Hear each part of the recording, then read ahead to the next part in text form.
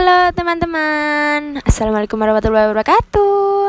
Jadi di sini saya akan menjelaskan materi tentang tokoh yang berjuang demi bangsa Indonesia. Siapa sih yang mau aku jelasin? Jadi aku mau jelasin Silas Papare nih. Nah, tapi sebelum ke materi, aku mau memperkenalkan diri dulu nih. Jadi nama aku Ananda Sabila dari SMA Negeri 22 Surabaya, kelas 12 IPS 1. Nah, di video ini itu tuh termasuk tugas aku guys, sejarah wajib. Jadi ya udah ikutin aja ya, simak aja gitu. Semoga bermanfaat.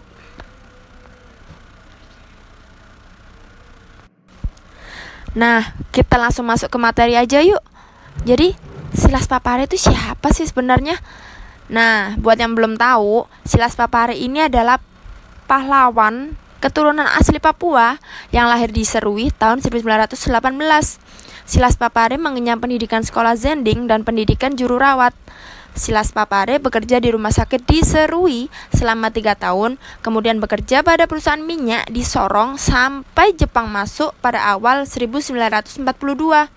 Setelah itu, Silas kembali ke Serui dan menjadi petani. Pada tahun 1944, Silas Papare ini direkrut oleh Amerika untuk menjadi mata-mata membantu Amerika mengusir Jepang dari Irian.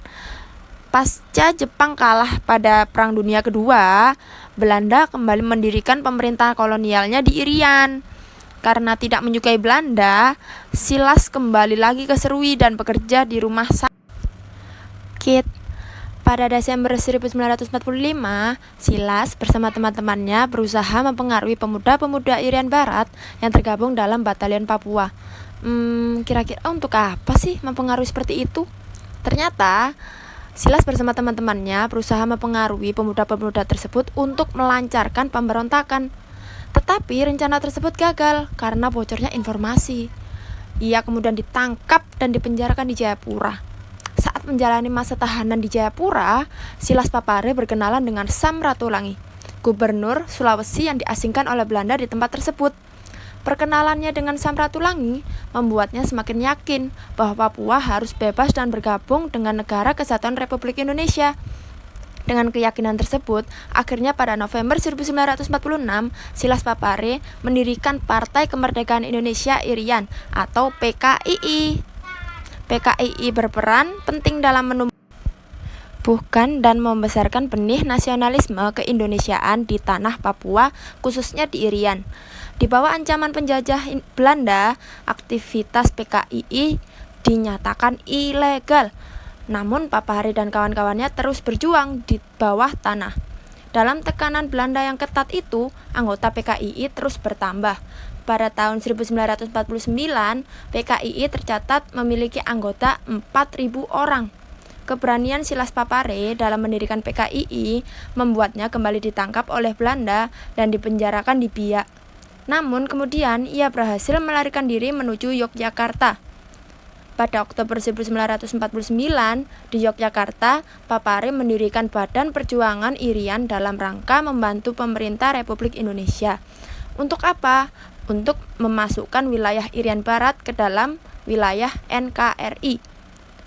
Pada tahun 1951, Silas Papare membentuk Kompi Irian 17 di Markas Besar Angkatan Darat untuk mendukung politik pemerintah di forum internasional dalam usaha pengembalian Irian Barat ke pangkuan Republik Indonesia.